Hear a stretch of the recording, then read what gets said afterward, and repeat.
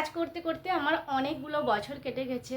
এত বছরে আমার সবচেয়ে বড় প্রাপ্তি এখনও অবধি সেটা তোমাদের সাথে শেয়ার করছি। যেটা বলতে গেলে আমার মানে আমি যখন এটা শুনছিলাম তখন রীতিমতন আমি কেঁদে ফেলেছি, আমার চোখ দিয়ে জল বেরিয়ে গেছে। তোমরা শুনলে হয়তো বলবে এটা কি এমন ব্যাপার, এটা কোনো ব্যাপার নয়, কিন্তু দেখো আমার কাছে এটা আমার ইমোশনাল একটা টাচ আছে, যার জন্য আমি যখনই শুনছি যে বাচ্চার মাও বলছে যখন, তখন তারও চোখ দিয়ে জল বেরোচ্ছে। আর যখন আমি শুনছি, আমি একটু বেশি ইমোশনাল থাকি, তো তো আমি মানে আমি দাঁড়িয়ে আর শুনতে পারছিলাম না, আমি বেরিয়ে এসেছি, এতটাই আমার মানে খারাপ লাগছিল। হ্যালো বন্ধুরা, welcome back to my YouTube channel. আশা করি তোমরা সবাই খুব ভালো আছো। আমার নতুন আরেকটি ব্লগে তোমাদের সবাইকে স্বাগত জানাই। তো এবার বলি প্রাপ্তি কী। বেশি প্রাপ্তি তোমাদের সাথে শেয়ার করব না, আমার জীবনের সব থেকে বড় প্রাপ্তি যেটা তোমাদের সাথে মেনলি শেয়ার করব বলেই আজকে ব্লগটা বানাচ্ছি।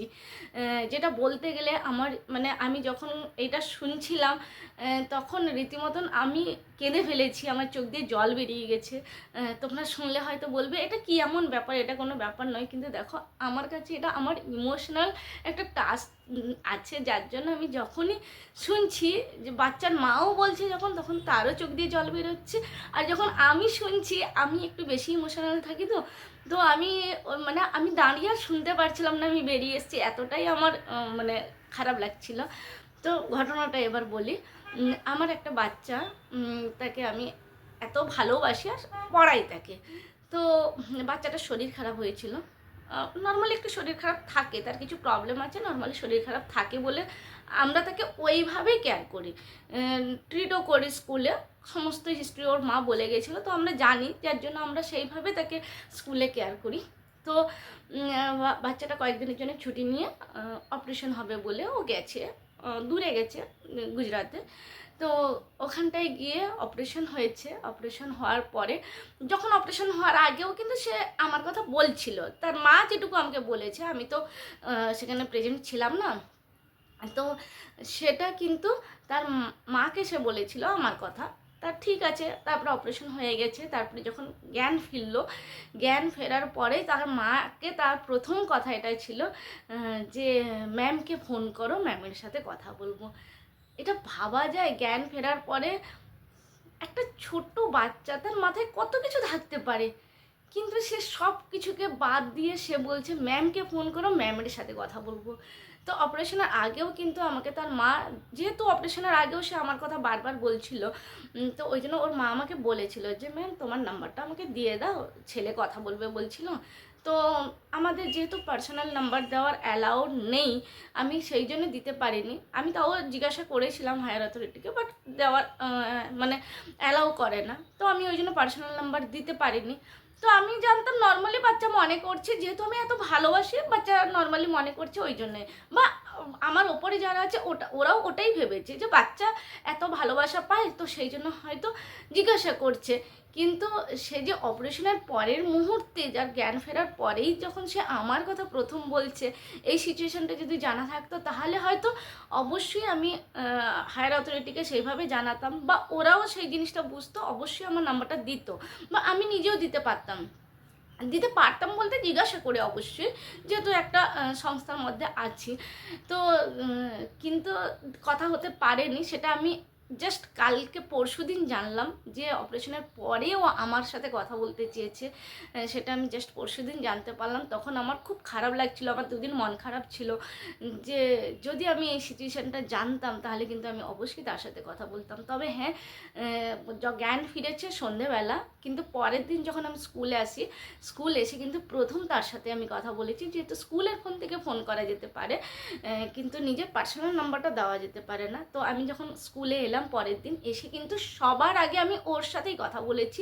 ও প্রচুর কথা বলেছে, প্রচুর নয় যেহেতু অপারেশন হয়েছে, কিন্তু ও অনেকটা কথা বলেছে এবং খুশি ছিল যখন সে আমার সাথে কথা বলছে। ম্যাম জানো তো আমি ডাক্তার হব, আমাকে এরকম করে ইঞ্জেকশন দিয়েছে, আমার হাত এরকম করে ব্যান্ডেজ করে দিয়েছে, মানে চ্যানেল করে দেয়, তো ওই চ্যানেলটার কথা বলছে, যে এখানে ইঞ্জেকশন দিয়েছে, এরকম করে হাত বেঁধে দিয়েছে, আমি স্কুল এসে যাব খুব তাড়াতাড়ি।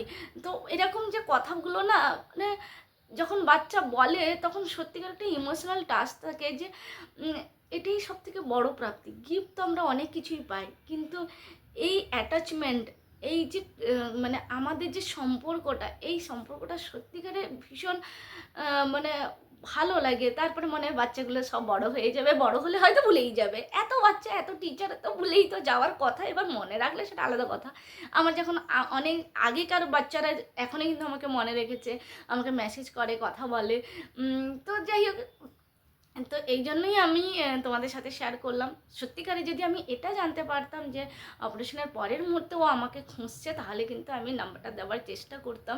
না জেনে ভুল করেছি, এটা আমার জানা ছিল না।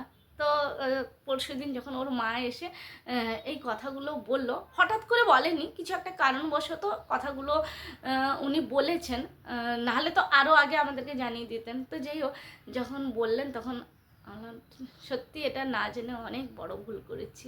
একটা বাচ্চা, সে অপারেশনের পরে হুঁশ ফিরতে, জ্ঞান ফিরতে সে অনেক কথা বলতে পারতো, কিন্তু সে ম্যামের সাথেই কথা বলতে চায়। মানে সত্যিকারে আরও একটা বাচ্চা আছে, হ্যাঁ আরও একটা বাচ্চা আছে যার একটু প্রবলেম ছিল। মানে ছোটো বাচ্চা তো, ছোটো বাচ্চাদের অনেক কিছু প্রবলেম হতেই পারে। আমরা যেহেতু অনেক ছোটো বাচ্চাকে দেখছি, তো কিছু না কিছু একটা বাচ্চার মধ্যে একটু প্রবলেম থাকতে পারে। স্কুল আসবে না, খামচে দিবে, মানে এরকম পুরো নখ দিয়ে একদম খামচে দেবে, স্কুল আসবে না। তারপরে অনেক কিছু প্রবলেম থাকে, আমি যেটা অন ক্যামেরা বলতে পারছি না।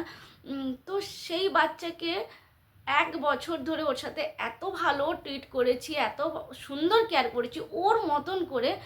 বাচ্চাটা এখন মানে এই সদ্য, তারও পরশুদিনের কথা বলি, পরশুদিন ও একদমই হাঁটতে পারছে না, কারণ ভ্যাকসিন নিয়েছে, পায়ে ভ্যাকসিন নিয়েছে, সেজন্য জ্বরও এসেছিলো। তো জ্বরটা ভালো হয়ে গেছে, কিন্তু হাঁটতে একদমই পারছে না, তাকে রীতিমতো কোলে করে নিয়ে আসে এরকম। কিন্তু আমি স্কুল যাব, স্কুল যাব, স্কুল যাব, স্কুল যাব, এই হচ্ছে কথা। তো সেই বাচ্চাটা এখন স্কুল আসার জন্য পাগল হয়ে যায় যে না আমাকে স্কুল যেতেই হবে। তো এটা কিন্তু আমি মনে করি এটা ভালোবাসার জন্য। আর হ্যাঁ, আমি কিন্তু একটু শাসনও করি, সেটা আমি নিজেই মানছি।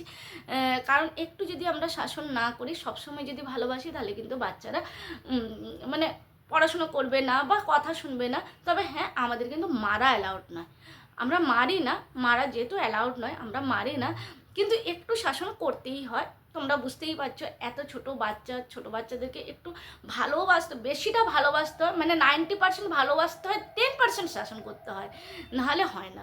আমার যেটা ধারণা, আমার ব্যক্তিগত আমার মানে ধারণাগুলো বললাম, হতে পারে আমি ভুলও হতে পারি।